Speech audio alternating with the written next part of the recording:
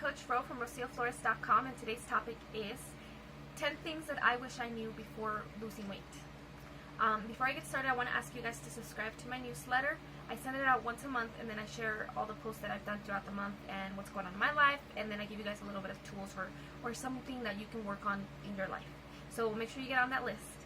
Now, this list, I want to share just some of the things that I kind of went through and found out as I've gone through the journey that I don't feel like people tell you, or that they maybe omit on purpose or purposely tell you the opposite. So I want to be a little honest. They're not the greatest things, but I think that they're things that you should know and things that can be overcome. So the first one is that people don't support you. And that's not true for everybody, but you can't expect people to be supportive. You're going to be all on this high of like, yeah, I'm going to do this and I'm going to lose weight and I'm going to buy all the vegetables, and then you come home and there's going to be pizza right there. Or they're going to be like pushing you to drink a Coke, or they're going to be telling you, come on, just have a little bit, or just go out drinking with us, or just do this, or you don't have to do it every day as long as you're doing it at sometimes. And the second point is that it's all on you. So it doesn't matter how supportive or unsupportive they are, and it's good to understand that sometimes they will be unsupportive. But it's also really important to understand that it's also just on you. Your decision, your health, your body, your food. You have to make the decision that no matter what happens, no matter what's going on outside of you, no matter what influences you, you're still doing you. Sometimes people don't tell you that how much of it is going to be just an internal struggle of you making decisions about yourself and doing them alone. But if you know that, hopefully that helps you with reinforcing, when you do feel alone, that you are doing it, and that you know that it's okay because you're doing it. The third one would be that food's expensive. I think a lot of times when people sell the program, they only sell the price of the program and they don't even mention the food at all. Then you're stuck with all this program stuff, but you can't afford food. I've actually had people who couldn't, they had to go to the food bank to get food because they genuinely couldn't. They didn't have the money, and so that's a really difficult concept. I want to be honest with you and tell you that food's not the cheapest thing, and the healthy alternatives to regular foods are usually way more expensive in smaller amounts. So sugar-free ketchup has, way less calories, and if you're gonna have it, I recommend using that instead of a different regular one, but you're gonna be spending way more money on it, twice for way less.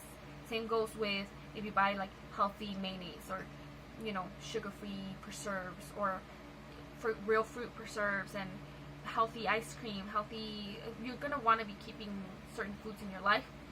They're going to be more expensive if you get the healthier versions. And then just having to actually cook and eat meats and vegetables and fruits, some things are expensive. Red meat is really expensive sometimes. Strawberries can be really expensive. Cherries are really expensive sometimes. So you end up learning when's the best time to buy something, when something's at a good price, when it's on sale, when you should stock up, what things are worth it, which ones aren't worth it. Some things you just have to cut out of your life. And you learn how to do it, and it is possible to do it cheap. You can buy a chicken and rice and eat that every single day with some greens. And it's just, if you can't afford it, it's probably going to be a really boring trip. So you need to understand that is going to be a struggle. So if you don't know where you're at financially, you have to think about it. You can't just let people tell you that it's all going to be easy. It's not. 4, it's tiring. So it's really exhaustive to do the mental and the physical work associated with making these life changes, because you have to think about, what are you going to cook today, and am I going to have this, and what happens if this comes up, and if somebody offers me this, how am I going to respond, and actually cooking and cleaning after you cook, and doing workouts or going for walks, or just, there's a lot of work that goes into it that isn't often mentioned. And the thing about that, and the thing that I dislike a lot, is that people will try to shame you if you have those questions and those excuses.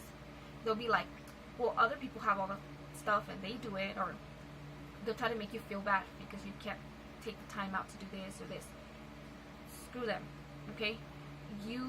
It's legit, it's real, it's valid. You are going through those things. They are legit excuses. They are very difficult, and sometimes you can't make all the changes at once. You can only make a few changes, and you can learn how to do it.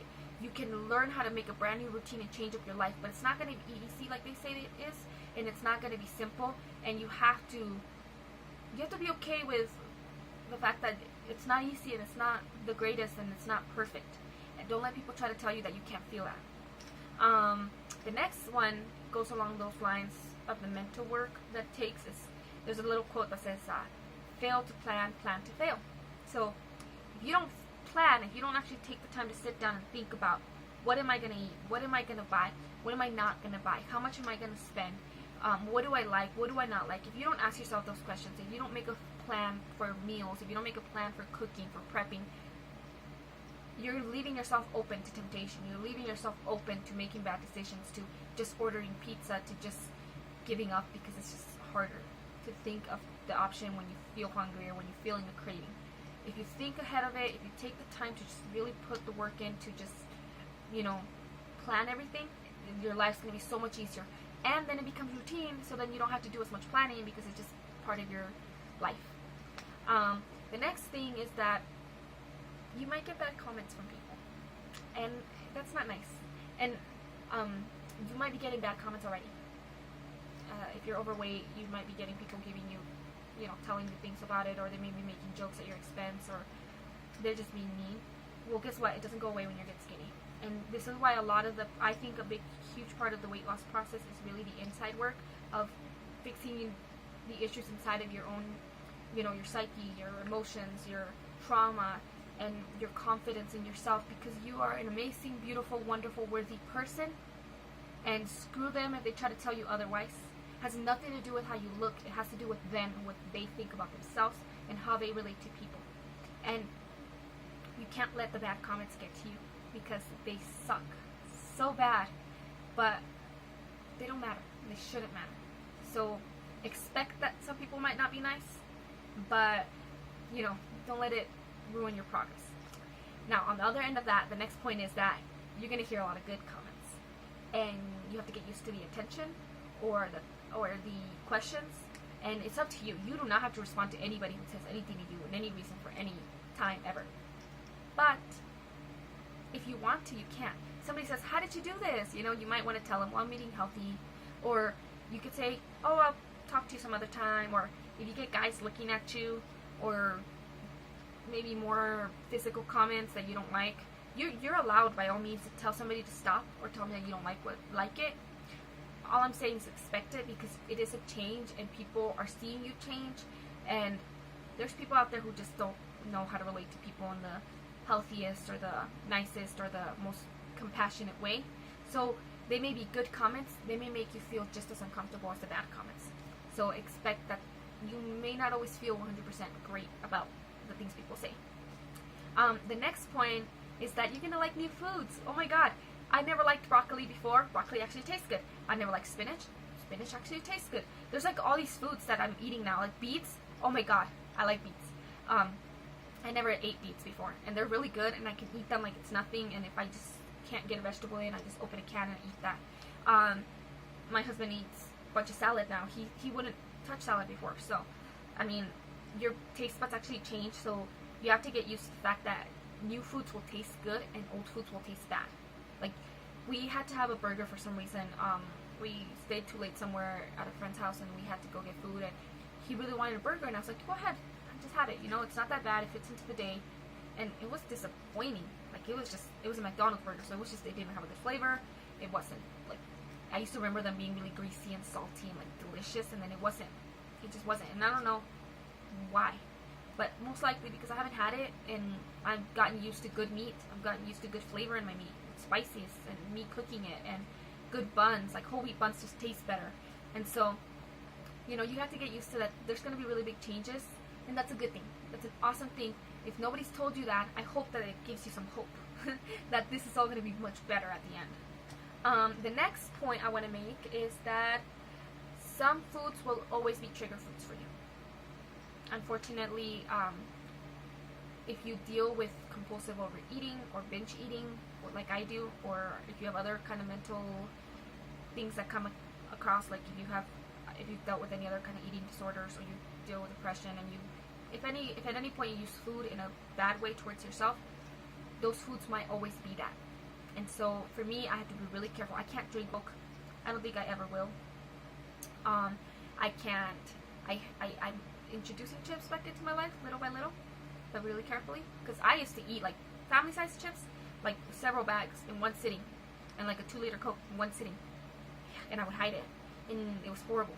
And so I know when I can have that feeling of like I need more, and I have to like walk away. I need to know.